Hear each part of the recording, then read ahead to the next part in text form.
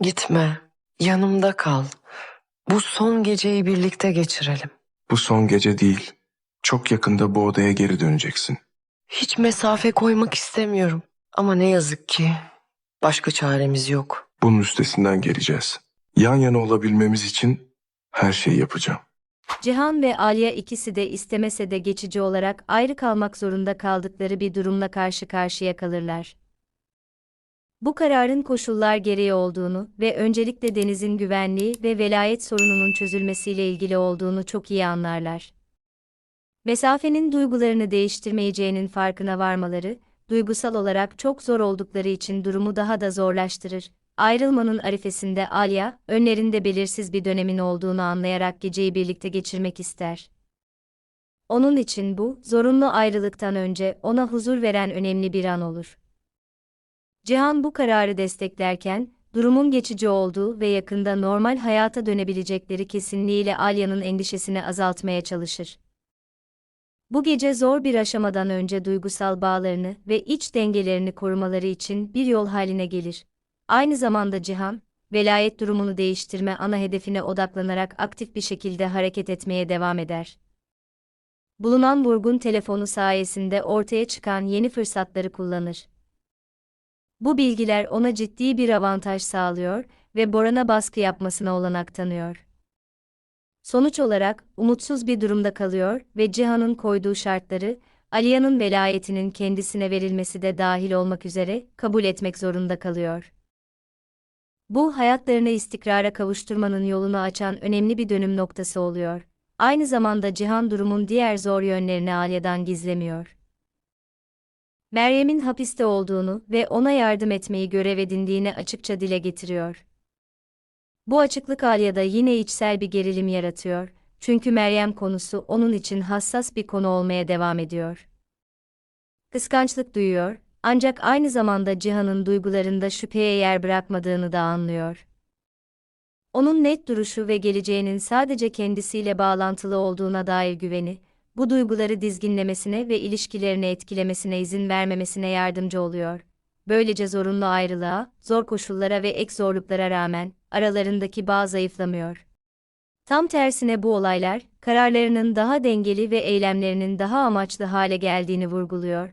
Çünkü ikisi de ortak bir hedefe doğru ilerliyorlar. Hayatlarının kontrolünü yeniden kazanmak ve ailelerini kurtarmak. Çevresinde çok fazla stresli olay yaşanırken, Alya sağlık durumunda değişiklikler fark etmeye başlar, ancak başlangıçta buna fazla önem vermez. Halsizlik, mide bulantısı ve istikrarsız duygusal durum, içinde bulunduğu sürekli strese tamamen mantıklı bir tepki gibi görünür. Buna odaklanmamaya çalışır ve her şeyi aşırı çalışma ve deneyimlerle açıklar. Zamanla bu belirtiler daha belirgin hale gelir ve artık onları görmezden gelmek mümkün olmaz. Alya durumunu analiz etmeye başlar ve yavaş yavaş nedenin farklı olabileceği sonucuna varır. Her geçen gün daha da gerçekçi görünen olası bir hamilelik varsayımı vardır. Belirsizlik içinde kalmak istemeyen Alya, tahminlerini test etmeye karar verir. Net bir cevap almak için bir test yaptırır ve sonuç pozitif çıkar. Bu haber onun için sürpriz oldu, çünkü olayların böyle bir şekilde gelişmesine hazırlıklı değildi. Hayatının dramatik bir şekilde değişebileceği gerçeği, heyecan ve sorumluluğu birleştiren karmaşık duygulara yol açtı. Alya bunu Cihan'dan saklamadı ve sonucu hemen ona bildirmeye karar verdi. Öğrendiklerini onunla paylaştı ve önlerinde önemli bir değişiklik daha olabileceğini açıkça belirtti.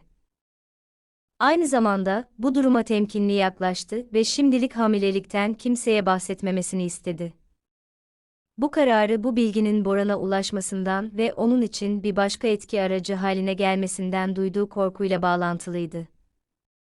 Eğer bunu öğrenirse, müdahale etmeye çalışıp durumlarını daha da karmaşık hale getirebileceğinden korkuyordu.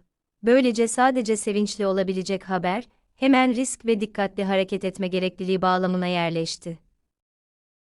Alya ve Cihan bu değişikliği kabul etmekle kalmayıp, aynı zamanda kendilerini ve geleceği nasıl koruyacaklarını, koşulların bunu onlara karşı kullanmasına izin vermemeyi de düşünmek zorunda kaldılar. Cihan ve Alya'nın başına gelen tüm olaylar yavaş yavaş tek bir çizgi halinde birleşerek hayatlarını önceliklerini ve davranış biçimlerini tamamen yeniden düşünmelerine yol açar.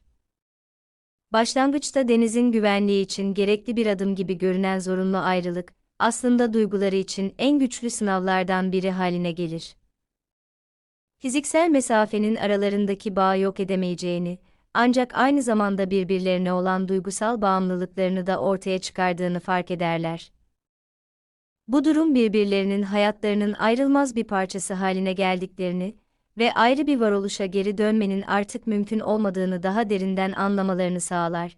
Cihan'ın Boran'la yüzleşmedeki kararlı eylemleri, tüm durumdaki rolündeki değişimi gösteriyor. Daha önce başkalarının adımlarına tepki vermek zorunda kalırken, şimdi önceden hareket etmeye, kendi koşullarını oluşturmaya başlıyor. Elde edilen bilgiler sadece bir baskı aracı değil, Deniz'in velayetiyle ilgili tüm durumu değiştirecek anahtar haline geliyor. Bu Bora'nın etkisinin giderek zayıfladığı ve olaylar üzerindeki kontrolün Cihan ve Aliye'ye geçtiği anlamına geliyor. Güç dengesindeki bu değişim, onlara sadece mevcut sorunu çözme şansı vermekle kalmıyor, aynı zamanda gelecekte benzer baskılardan kaçınmalarını da sağlıyor. En az bu kadar önemli olan, ilişkilerinin içsel düzeyde nasıl dönüştüğüdür. Cihan'ın Meryem'e karşı açık sözlülüğü, ilişkilerinin temeli olarak dürüstlüğü bilinçli olarak seçtiğinin bir göstergesi haline geliyor.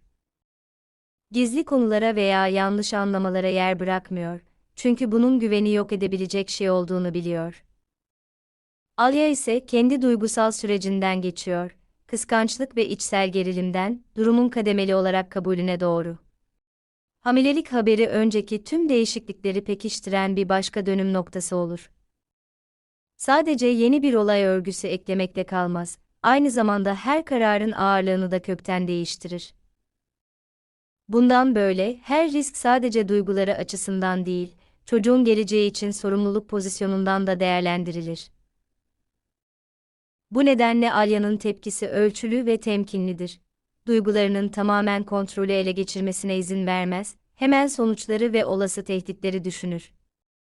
Hamileliği gizli tutma isteği, durumlarının ne kadar savunmasız olduğunu anlayarak stratejik olarak düşündüğünü gösterir, Cihan için de bu haberin derin bir anlamı vardır. Çünkü ailesini koruma arzusunu daha da güçlendirir. Artık mücadelesi kişisel duyguların ötesine geçerek, kendisi için önemli olan herkes için istikrarlı bir gelecek mücadelesine dönüşür. Bu Boran ile olan davayı sonlandırma ve hayatlarının üzerindeki tehdidi nihayet ortadan kaldırma kararlılığını güçlendirir. Sonuç olarak tüm bu olaylar ilişkilerinde yeni bir aşama oluşturuyor, artık duygular kararları domine etmiyor, aksine sorumluluk ve farkındalıkla destekleniyor. Cihan ve Aliye tepkisel davranışlardan kademeli olarak net bir şekilde oluşturulmuş ortak bir stratejiye geçiyorlar. Artık sadece sorunlarla başa çıkmaya çalışmakla kalmıyor. Ailelerinin dış baskı olmadan var olabileceği koşulları bilinçli olarak inşa ediyorlar.